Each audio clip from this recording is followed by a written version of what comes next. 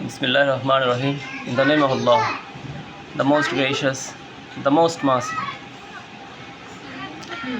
July অভ্যুত্থান 2024, to be exact 35 July or 14 August 2024 আমরা সকাল সকাল উঠি এবং আন্দোলনে যাই। 9টার ঠিক পরে আমরা নিউ মার্কেট মোড়ে পৌঁছাই। আমরা একসাথে অনেকেই ছিলাম, আমরা বন্ধুবান্ধব মিলেই গিয়েছিলাম। তো আমরা একসাথেও ছিলাম, আবার বিচ্ছিন্নভাবেও ছিলাম। আমরা সদরঘাটের মোড়ের দিকে গিয়েছিলাম, যেদিক থেকে ছাত্রলীগরা আসছিল, যুবলীগরা আসছিল পুলিশের ব্যাকআপ নিয়ে, পুলিশের পিছু পিছু। পুলিশ যখন আমাদেরকে টিয়ার গ্যাস এবং সাউন্ড গ্রেনেড কিংবা রাবার বুলেট ছুটতে ছুটতে সামনের দিকে আসে, আমরাও পিছু হটতে থাকি।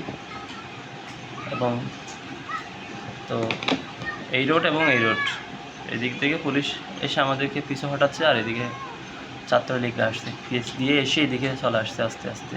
আসলে আমাদেরকে বলা হচ্ছিল যে আমরা যাতে পুলিশকে আক্রমণ না করি কিংবা আমরা প্রতিহত না করি, আমরা প্রতিরোধ গড়ে না তুলি।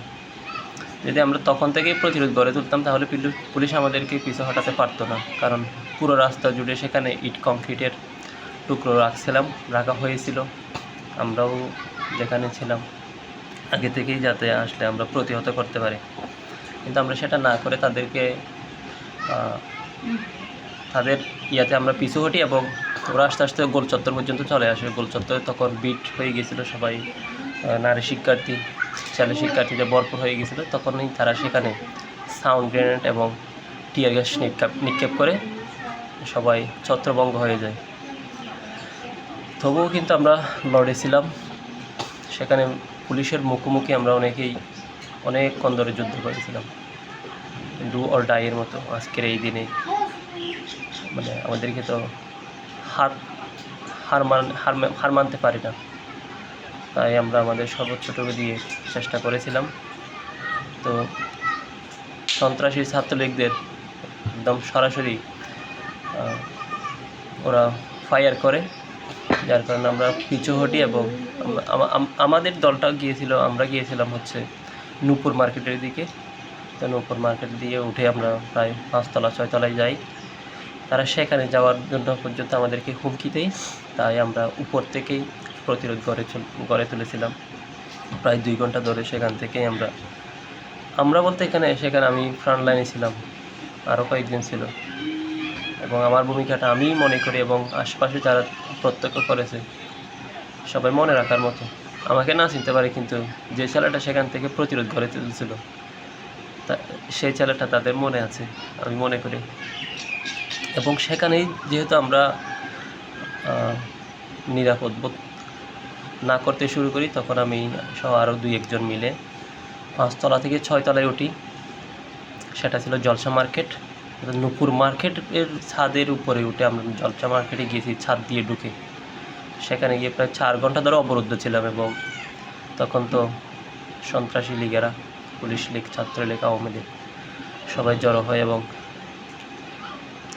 দেশীয় অস্ত্র নিয়ে একদম বন্দুক নিয়ে ওরা মহড়া দিতে থাকে এবং এমন স্লোগান দেয় যাতে মাটি পর্যন্ত তরপরে যায়, শিবির দর জবাই কর, শিবির দর জবাই কর, শিবির দর জবাই কর। এবং অনেকেই হেলমেট এবং একেবারে অত বড় বড় লম্বা লম্বা দা এবং গুলি নিয়ে আমাদেরকে তাক করে করে হুমকি দিচ্ছে, এমনকি দোকানদারদেরকে সহ।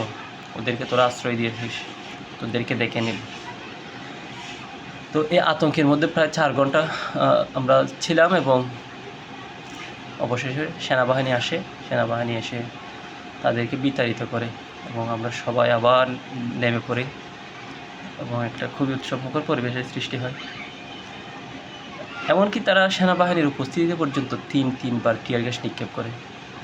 তো আসলে আমি এই ভিডিও শুরু করার আগে যেটা মনস্থির করেছিলাম কিংবা যেটা আমার মাথায় বারবার আনাগোনা চলছিল, তা হচ্ছে আমাদের পেস্টের কথা, স্যালাইনের পানির কথা,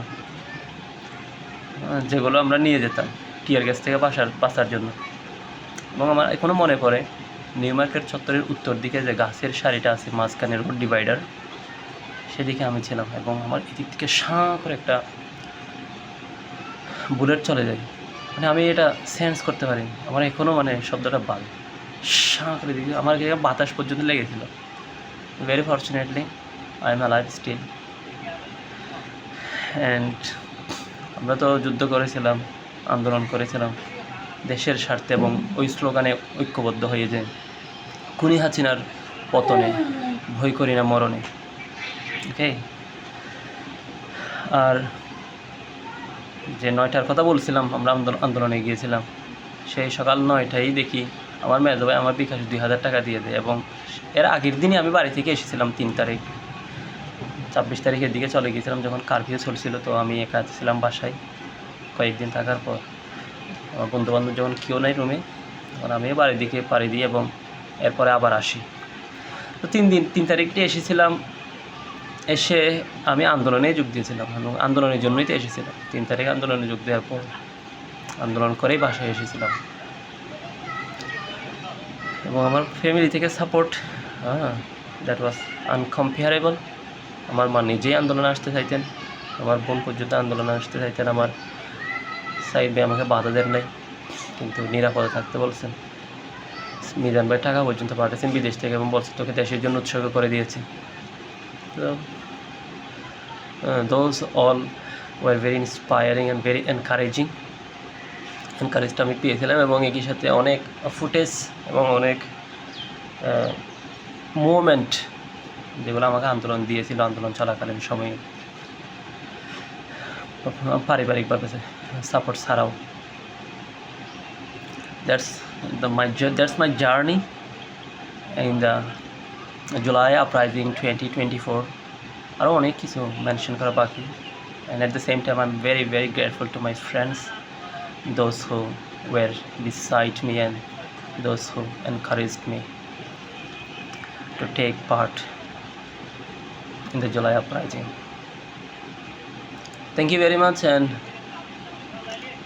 okay, stay happy, stay well and enjoy the liberation. এবং একই সাথে যারা এখনও পর্যন্ত ষড়যন্ত্র করে চলছে এবং জুলাই তুদি এটা বলার দুঃসাহস এখনও পর্যন্ত দেখাচ্ছে, তাদের জন্য ঐক্যবদ্ধ থাকতে হবে এবং একই সাথে তাদেরকে হটাতে হবে আমাদেরকে। তাদের জন্য যদি আবারও লড়তে হয়, we are born ready, we are ever ready. Thank you very much.